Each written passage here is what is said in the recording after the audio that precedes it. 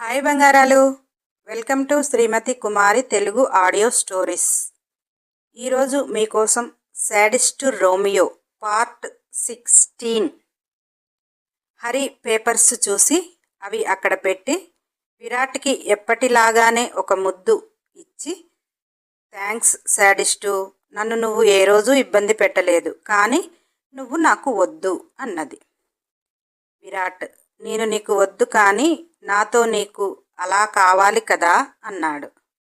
హరి నవ్వుతూ, అవును, నువ్వు నాకు అలా కావాలి అంటే ఫీలింగ్స్ వస్తున్నాయి, అమ్మ కలవమని చెప్పింది, అందుకని నీతో అలా కలవాలి అని నీతో చాలాసార్లు చెప్పాను, నువ్వే వినలేదు అని ముఖం చిన్నగా చేసి చెప్పింది.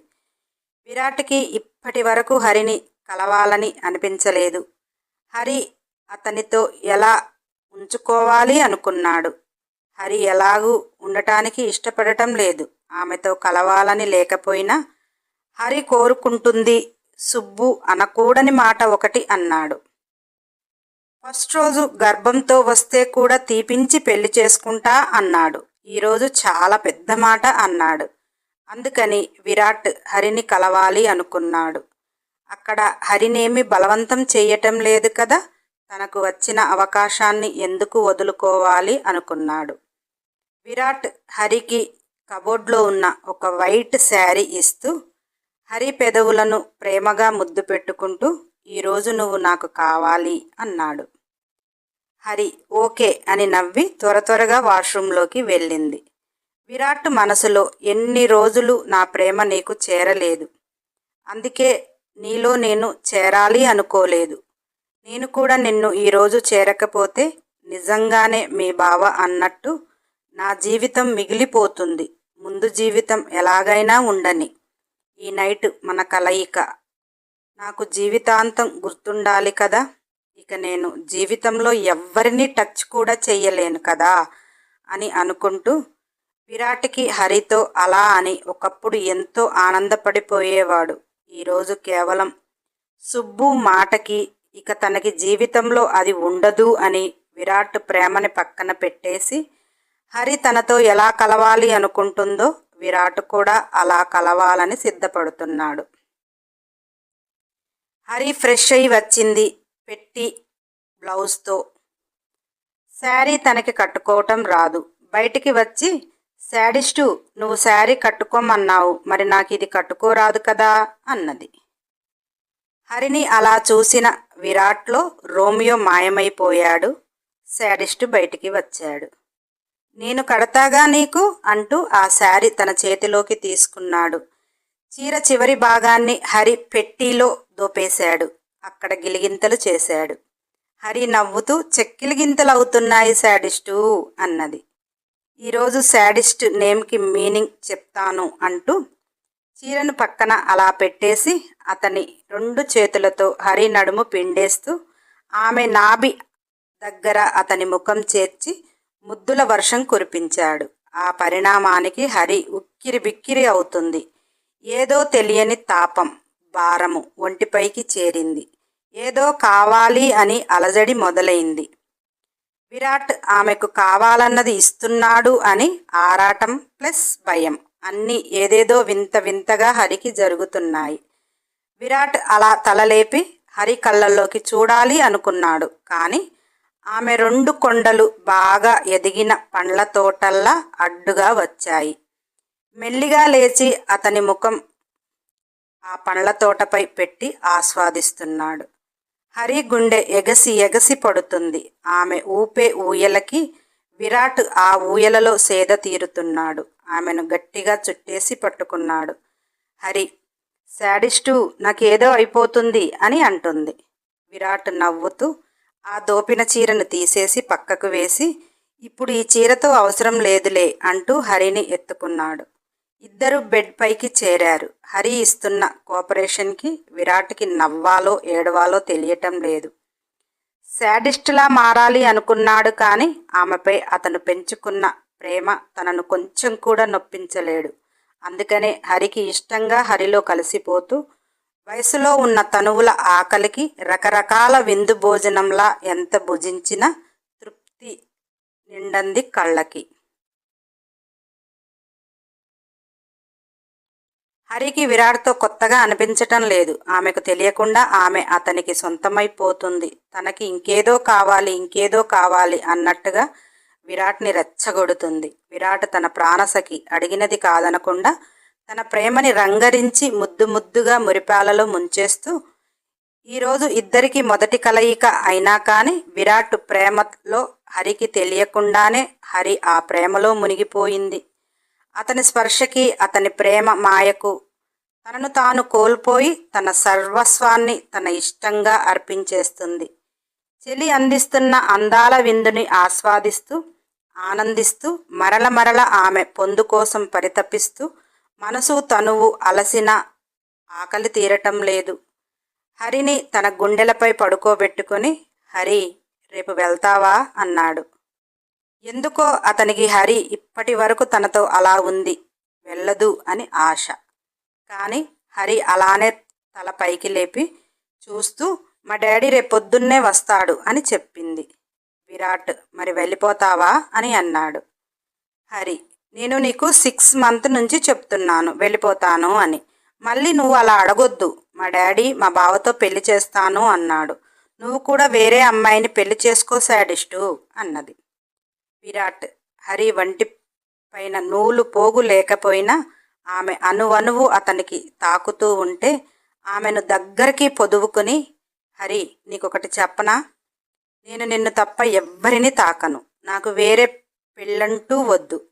నువ్వు నీ బావని పెళ్లి చేసుకునే వరకు నాపై నీకు కొంచెం ప్రేమ కలిగినా నాకు ఫోన్ చెయ్యి, నీ ముందు రెక్కలు కట్టుకొని వాలిపోతాను అంటుంటే, హరి మరి మనకి డైవర్స్ అయిపోయినట్టే కదా అంటుంటే, విరాట్ ప్రేమగా మనసులు కలిసిన బంధాన్ని కోర్టులు విడదీయలేవు. మనసులు ముడిపడని బంధాన్ని ఏ తాలి బంధం బంధించలేదు అంటూ హరి నుదుటిపై ముద్దు పెట్టి, నేను నీకు కావాలి అనిపిస్తే ఒక్క ఫోన్ చెయ్యి, ఇప్పుడు నేను వెళ్ళిపోతున్నాను. రేపు నీకు నచ్చినవి తీసుకుని వెళ్ళు, నచ్చనివి అక్కడే ఉంచేసి. నువ్వు వెళ్ళేటప్పుడు నేను ఇక్కడ ఉండలేను అని విరాట్ లేస్తుంటే హరి బ్లాంకెట్ తన గుండెలకు పెట్టుకొని లేచి కూర్చుంది. విరాట్ ఆమె పాదాల దగ్గర ఉన్న బ్లాంకెట్ తొలగిస్తూ 2 పాదాలపై ముద్దు పెట్టుకొని, నీ మనసులోకి చేరితే నీకు కనిపిస్తాను, లేకపోతే ఇక ఈ జన్మకు కనిపించను అని విరాట్ టకటక డ్రెస్ చేసుకున్నాడు. అప్పుడే తెల్లవారుతుంది అని బయటికి వెళ్ళబోయాడు. వెనుకకు చూశాడు. హరి ఏ భావం లేకుండా విరాట్ని చూస్తుంది. విరాట్ చాలా భారమైన మనసుతో హరి దగ్గరికి వచ్చి ఆమె పెదవులు మరొక్కసారి ముద్దు చేసి, ఐ లవ్ యూ అన్నాడు. నిన్ను నేను బలవంతంగా అయినా నా పక్కన ఉంచుకోవచ్చు, కానీ నీ మనసులో చేరని నేను నీ పక్కన ఉండాలి అనుకోవటం లేదు. అందుకే నీకు దూరంగా వెళుతున్నా. నీ మనసులో చేరిన రోజు నీ కంటికి కనిపిస్తాను అంటూ అతని కళ్ళు వర్షిస్తుంటే అవి తుడుచుకోవాలి అన్న ఆలోచన లేకుండా గుండె బరువుతోటి భారంతోటి టకటకా వెళ్ళిపోయాడు. హరి అలా విరాట్ వెళ్ళిపోతుంటే ఇక అతను నాకు కనిపించడా అని అనుకుంటుంది. డాడీ వచ్చేస్తాడు, నేను ఫ్రెష్ అయ్యి రెడీగా ఉండాలి అని గబగబా రెడీ అయింది. ఆ గదంతా ఒకసారి చూసింది. ప్రతి వస్తువు ఆమె కోసం విరాట్ సిద్ధం చేసి ఉంచాడు. ఈ శాడిస్ట్ పెళ్లి చేసుకుంటే ఆవిడెవరో కానీ చాలా సుఖపడిపోతుంది, అన్నీ అర్థం చేసుకుని తెస్తాడు అని హరి అనుకుంటుంటే, హరి సోల్ పాప, మరి నువ్వే ఉండిపోరాదు, వాడు పెళ్లి చేసుకోను అంటున్నాడు కదా, ఇప్పటి వరకు నీకు ఇష్టంగానే ఉన్నాడు, ఒక్కసారన్నా తనకిష్టంగా నువ్వు ఉన్నావా అంటే, హరి నేను డాడీకి మాట ఇచ్చాను వచ్చేస్తాను అని. ఆయన శాడిస్ట్ అంతలా ప్రేమించి ఉంటే మా డాడీని ఒప్పించి పెళ్లి చేసుకుంటే బాగుండేది. ఇప్పుడు నేను శాడిస్ట్తో ఉంటే మా డాడీ నన్ను వదిలేస్తాడు అని అమాయకంగా అనుకుంటుంది. అంటే హరికి విరాట్ ప్రేమ తెలుస్తుంది, కానీ తండ్రిని ఎదిరించి విరాట్తో ఉండాలి అన్న ఆలోచన రావటం లేదు. ఎందుకంటే ఆమెకు తండ్రి అంటే ప్రాణం. అందుకే ఇక్కడ హరికి విరాట్ ప్రేమ తెలిసినా అతను భర్త అంతలా నన్ను ప్రేమిస్తున్నాడు, నేను మా నాన్నతో ఇక్కడే ఉంటాను అని చెబితే తండ్రి ఎక్కడ బాధపడిపోతాడో అని ఆలోచన. చిన్నప్పటి నుంచి బావ నీ మొగుడు, బావ నీ మొగుడు అని అత్త కోరిక. అందుకే వెళ్ళిపోయి బావని పెళ్లి చేసుకోవాలి. అప్పుడు 2 కుటుంబాలు హ్యాపీగా ఉంటాయి. తనకు పిల్లలు పుడితే తల్లి అత్త ఇద్దరు చూసుకుంటారు. ఇక్కడ అక్కడ వరకే హరి ఆలోచిస్తుంది. తన కుటుంబాన్ని వదిలి ఉండలేను అనేది ఆమె ఆలోచన. అలా డ్రాయింగ్ రూమ్లోకి వెళ్ళింది. అన్నీ ఒకసారి చూసింది. విరాట్తో ఉంటే అమ్మా నాన్నతో జీవితకాలం ఉండలేదు. అందుకే నేను అమ్మా నాన్న దగ్గర ఉండి బావని పెళ్లి చేసుకుంటాను. సారీ శాడిస్టు అని ఆ రూమ్లో ఫోటోకు చెప్తుంది.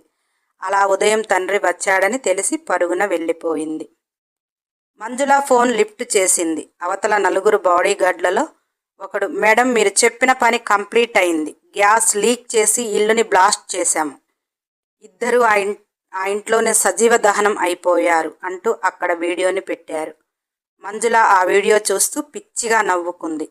మంజుల హర్ష పక్కన బాడీగార్డ్స్కి ఫోన్ చేసి వాడిని తీసుకుని ఇండియా వచ్చేసేయండి, ఇక వాడు అక్కడ ఉండడు కూడా అని అంటుంటే ఆ బాడీగార్డ్స్, మేడం హర్ష సార్ గురించి మీకు తెలుసు, అతను రాలేడు కదా అంటుంటే మంజుల ఇంకా పిచ్చిగా నవ్వుతూ దాని ఇల్లు బ్లాస్ట్ అయ్యి అది సజీవ దహనం అయిపోయింది. ఇప్పుడు వాడు అది చూస్తే గుండెలు పగిలేలా ఏడుస్తాడు. వాడిని అలా నేను చూడలేను. ఏదేమైనా అర్జెంటుగా వాడిని ఇండియా తీసుకుని వచ్చేయండి అని చెప్పి ఫోన్ పెట్టేసింది. విరాట్ హరికి దూరంగా వెళ్తున్నాడు. కానీ అతని మనసు మొత్తం ఆ గెస్ట్ హౌస్లోనే ఉంది. హరి అక్కడ ఉన్నంతసేపు అక్కడ సీసీ కెమెరాలలో చూస్తూనే ఉన్నాడు. ఆనందరావుతో హరి చాలా సంతోషంగా వెళ్ళిపోతుంటే విరాట్కి గుండె పిండేసింది.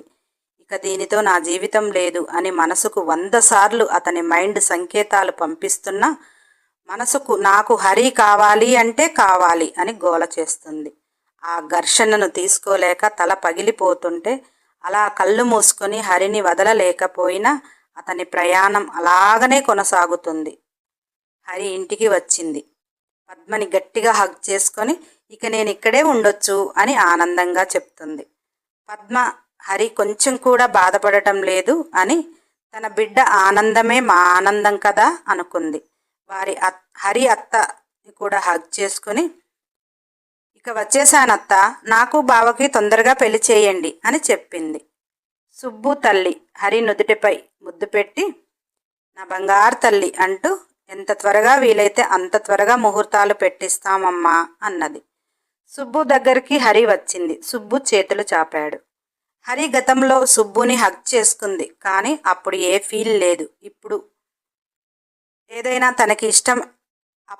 ఏదైనా తనకు ఇష్టమైనది కొని తెస్తే మా బావ మంచోడు అని హగ్ చేసుకునేది.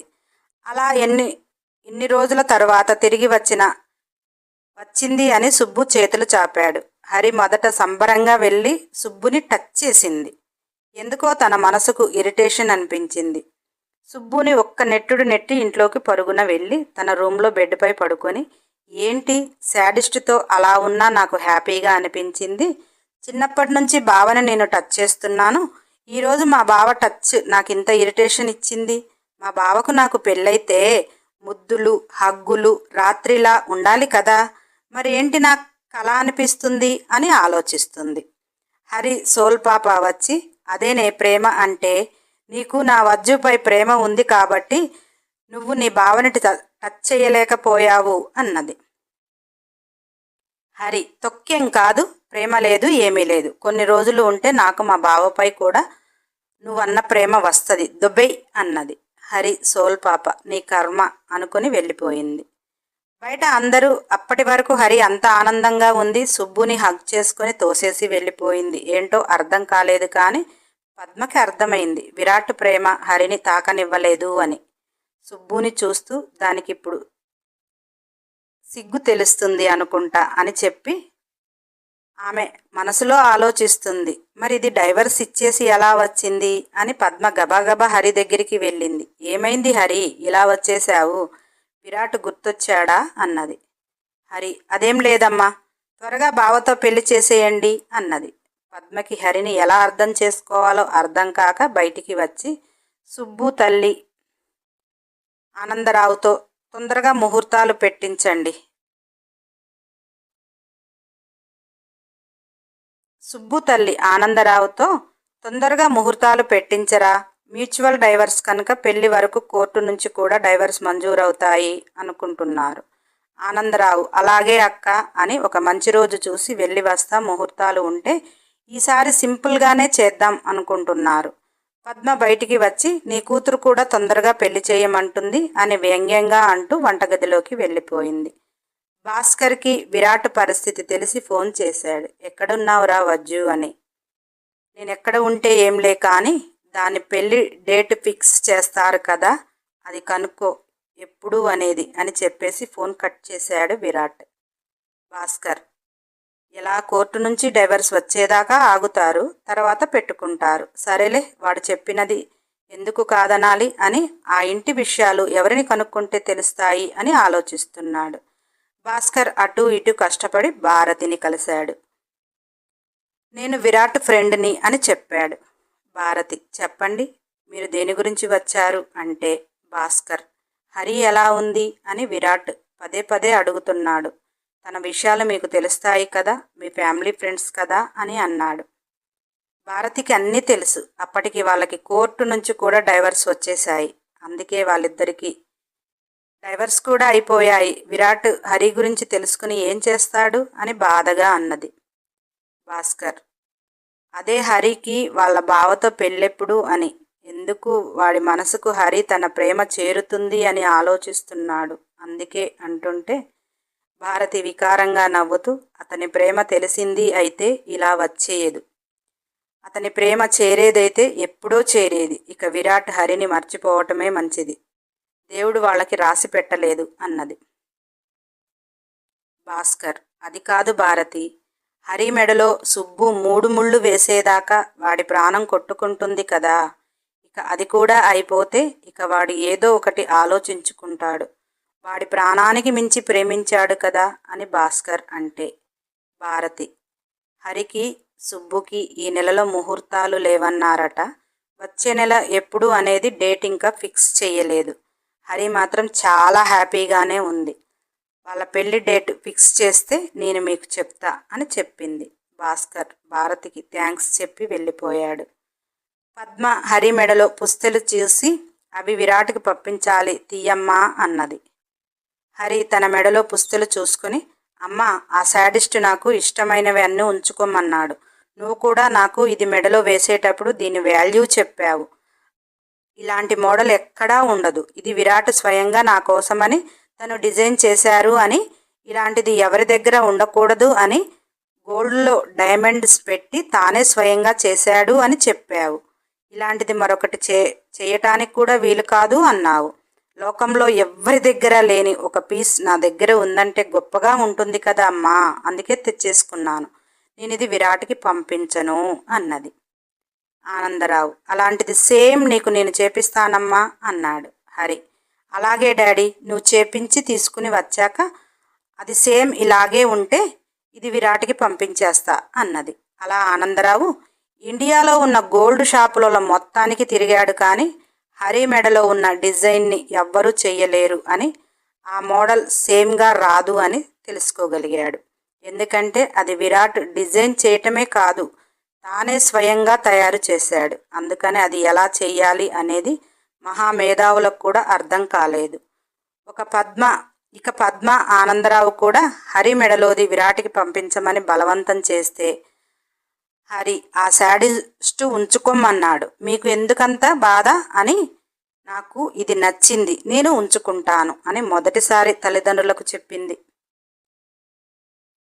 తల్లి అది అలా మెడలో ఉంటే మరి నీ బావతో పెళ్ళి కావద్దా నీకు అన్నది పద్మ.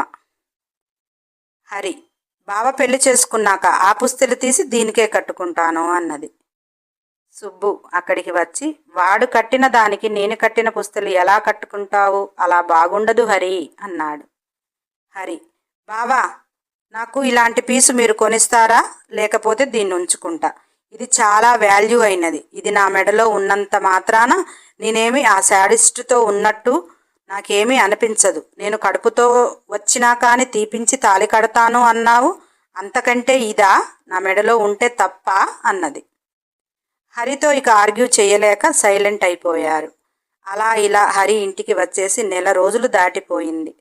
హరికి సుబ్బుకి పెళ్లి డేట్ ఫిక్స్ చేశారు. పెళ్లి డేట్ ఫిక్స్ అయ్యాక భారతికి చాలా బాధగా అనిపించింది. ఆ విషయం భాస్కర్కి చెప్పింది. సింపుల్గా ఆనందరావు అంకుల్ ఇంటి ముందే పెళ్లి చేస్తున్నారు, పెళ్లి పనులు కూడా మొదలుపెట్టారు అని చెప్పింది. ఇక్కడ భారతి భాస్కర్కి, సుబ్బుకి తనకి ప్రేమ రిలేషన్ ఓపెన్ అయ్యుంటే కథ వేరే మలుపు తిరిగేది. భారతి సుబ్బుకి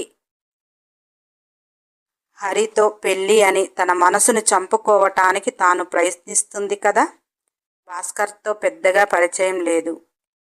ఎంతమంది చెప్పినా సుబ్బు హరి పెళ్ళి ఆగదు అని ఆమె మనసుకు అనిపించి భాస్కర్తో ఆమె ప్రేమ విషయం చెప్పలేకపోయింది. నెక్స్ట్ ఎపిసోడ్ కోసం సబ్స్క్రైబ్ చేయండి, ఖచ్చితంగా లైక్ చేయండి, కంపల్సరీ కామెంట్ చేయండి, వీలైతే షేర్ చేయండి. అన్ని ఎపిసోడ్ల కోసం బెల్ ఐకాన్ టచ్ చేయండి.